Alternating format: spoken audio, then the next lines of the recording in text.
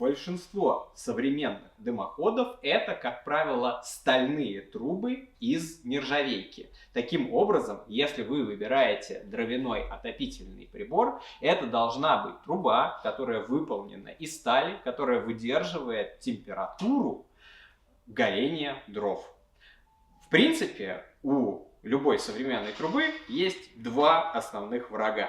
Первый – это температура, второе – это конденсат, который образуется внутри трубы при перепаде температуры. Потому что, понятное дело, когда работает камин, на старте труба горячее, дальше температура понижается, когда камин гаснет, соответственно, температура падает, и внутри трубы постоянно в процессе работы образуется конденсат. Этот конденсат смешивается с сажей, которая оседает на стенках дымовой трубы и образует агрессивную кислую среду, которая постепенно, медленно разъедает ваш